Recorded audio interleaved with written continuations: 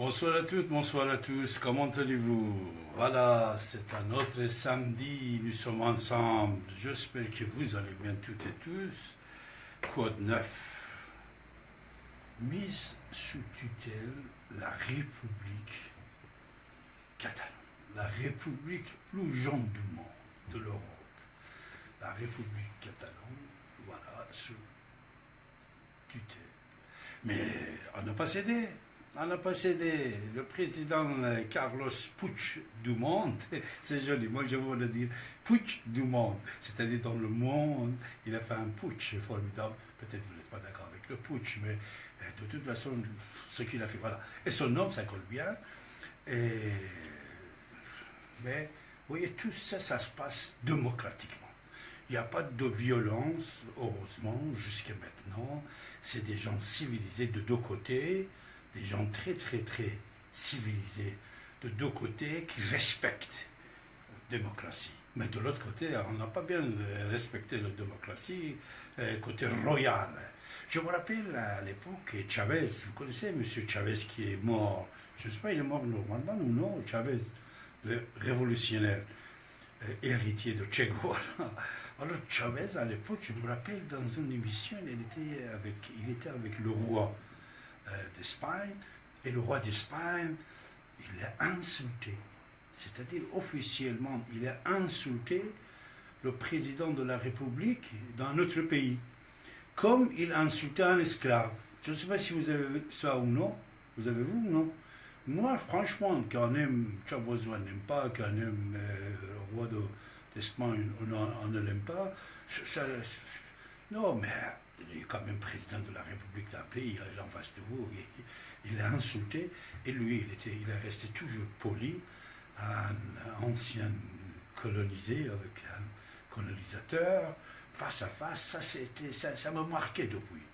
Alors après, ces Catalans d'aujourd'hui, référendum, tout ce qu'ils ont fait, moi je pense, c'est à vous de me dire, hein, si vous avez la parole, n'oubliez pas.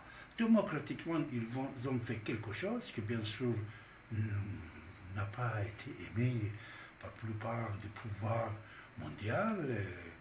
Seulement deux, trois petites États indépendants bionaux qu'ils ont soutenus. Ça, mais quand même, ils ont fait ça démocratiquement, Catalogne, voilà. Pourquoi pas être indépendant après dans l'Europe, où ils ont fait un autre république, à notre monnaie, ils vont y arriver ou non, et le Kurde nous avons de l'autre côté, les Corses en France, vous savez, ça c'est un peu compliqué, ça complique la plupart des pays, la plupart de puissances mondiales qui n'aiment pas, ça commence, parce que si ça commence, après les États-Unis, il va y avoir plusieurs États indépendants, quand même ils sont un peu indépendants là-bas, mais les Américains ne vont jamais faire des révolutions comme ça. Mais ça, c'était quand même démocratiquement, ils ont fait quelque chose, un référendum, après il y avait la pression du roi, moi je veux dire la pression royale, voilà, royal, comme il a parlé avec Chavez, Sa Majesté. Après il y avait le Parlement, mais voilà, 150 personnes ils ont mis au chômage, et ce qui va passer, c'est grave quand même. Mais je suis sûr et certain que c'est des gens civilisés, ils ne vont pas faire la guerre et ils ne vont pas entrer dans la violence. Vous savez, le premier parti qui entre dans la violence, c'est lui qui, on dit, il va être perdant, mais non, moi je ne pense pas comme ça. Moi je pense que si l'État il entre en violence, il va écraser le peuple, puisque le peuple n'est pas armé, le peuple n'a pas de police. Ils ont changé le chef de police, le président, le tatati tatata. C'est-à-dire, vous savez, de temps en temps on entend quand on dit, écoutez, si première personne qui va être violente, c'est lui qui va être le perdant. Moi je ne pense pas. C'est l'exemple que vous avez dans tous les pays de dictature du monde. Et la dictature, ils ne règnent qu'avec 4-5% de leur peuple, mais seulement 4-5%, c'est la force. C'est l'armée, c'est la police, c'est le pistolet, c'est le matraque, c'est le tribunal, c'est la prison.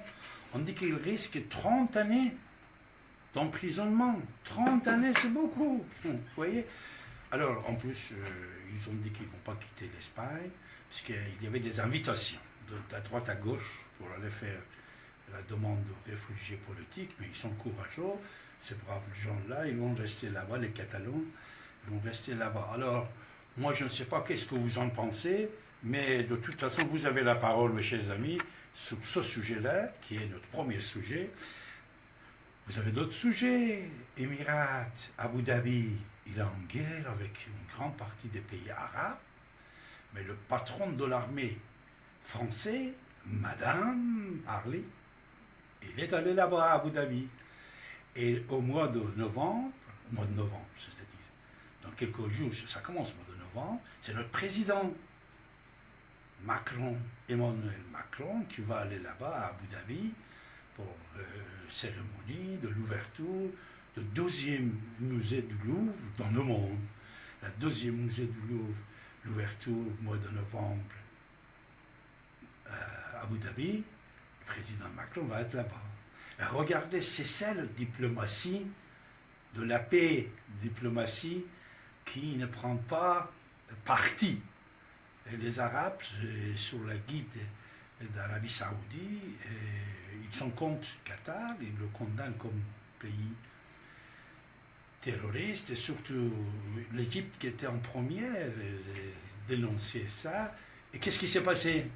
Il était là, monsieur le président Sisi, que moi je respecte beaucoup, ce président. Sisi, il a ramené la paix quand même. Ils se sont débarrassés des extrémistes en Égypte, Égypte avec 5 millions de civilisation.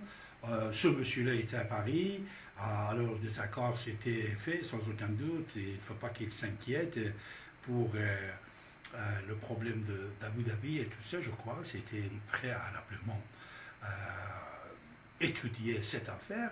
Et après, voilà, tout de suite, quand il est retourné en Égypte, la défense française aller là-bas, et vous savez qu'actuellement, il y a un concurrent de vente des armements et des sites nucléaires dans les pays musulmans, surtout l'Arabie Saoudite. L'Arabie Saoudite, en même temps qu'il est en train de faire la guerre en Yémen, vous savez, tous les armements qu'il avait, c'était épuisé quand même. Hein. Alors il fallait qu'il rachète de nouveau, et tout ça, c'est le business va commencer. Voilà, qu'en pensez-vous? C'est à vous de me dire. Voilà, ce soir, vous avez la parole. Il y a d'autres choses que je voulais vous dire, c'est les scandales de relations de notre ami Nicolas Sarkozy, avec Gaddafi. Le colonel Gaddafi, qui était patron des Arabes, patron des musulmans, le livre vert, il avait publié à l'époque, et il disait que moi je suis le nouveau messager. C'est un nouveau messager, après il n'a pas eu beaucoup d'écoute, il est devenu patron des Arabes, il a très largement dispatché de l'argent, de dollars en espèces. Après, à la fin, il est devenu roi d'Afrique. Le roi d'Afrique, avec la force qu'il avait partout dans le monde, a été chuté par Nicolas Sarkozy. Et ça, on vient d'entendre, d'écouter depuis des années, des scandales derrière les scandales. À la fin, aujourd'hui, nous sommes là, ici et maintenant. Il y a beaucoup de preuves, de documentations qui justifient cette accusation comme quoi Gaddafi a financé Nicolas Sarkozy par 50 millions de dollars, et même avant les élections présidentielles, et après ça qu'il était chuté, puisque je crois qu'il y avait un conflit entre les deux, ça n'a pas bien marché. Vous savez, son voyage de Gaddafi à Paris, c'était extraordinaire. Même il a ramené ses chameaux ici. Oh là là là là là là. Vous avez pu constater ça. Mais tout d'un coup, tout a changé. Et notre Nicolas Sarkozy est devenu chef de guerre. Il a envoyé le RAF et beaucoup d'autres choses là-bas. On a fait shooter Gaddafi. Ça aussi, c'est un sujet que ce soir, j'ai un petit documentaire à vous diffuser, et après, c'est à vous de réagir et de dire ce que vous pensez, mes chers amis, à ce sujet-là. toujours intéressant. Surtout ce matin, j'ai entendu sur France Info. Voilà, sur France Info, un reportage inédit. Cet reportage, il m'a tourné la tête. David Abbassi, oh là là, quand j'ai entendu ça, vous savez, il y avait plusieurs millions de dollars dans une chambre de coffre BNP à Paris, gérée par Claude Guéant. Il disait qu'il va aller là-bas à BNP déposer les discours de Sarkozy. Mais c'était que des billets de dollars en espèces. Après, et les employés de UMP, ils touchaient les primes en liquide de 500 à 3000, même jusqu'à 30 000 dollars, ou euros, je ne sais pas. C'était dans cet reportage de ce matin de France Info. C'est-à-dire, ce n'est pas quelque chose qu'on a inventé. Non, France Info, radio d'information officielle de la France, il diffuse un reportage d'environ de 10 minutes et là-dedans, beaucoup de secrets, beaucoup d'informations qu'on n'a jamais entendues. L'argent liquide, même pour les employés de l'OMP. Après, on a demandé à M. Claude Guéant, l'ancien ministre de l'Intérieur, M. Claude Guéant, c'est quoi cet argent liquide? Vous savez qu'est-ce qu'il avait répondu? C'est dans ce reportage. Il a dit, on recevait des enveloppes bourrées de dollars, de l'argent, bourrées. Moi, à l'époque, je voulais détruire tous ces biens-là, mais à la fin, on a utilisé, là.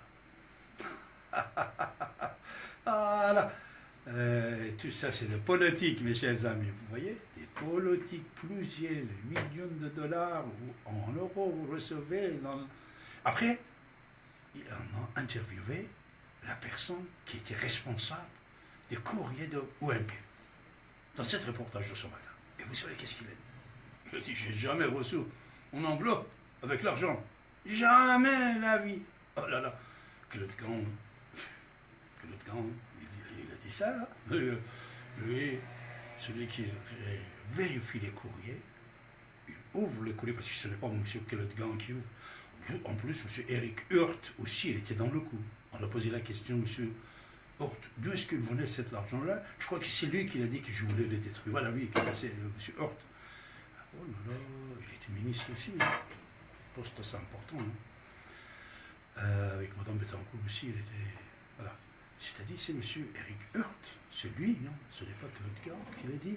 On recevait des courriers bourrés de l'argent, des billets, et on savait qu'est-ce qu'on devait faire. Alors, on discutait, on distribuait parmi nos amis.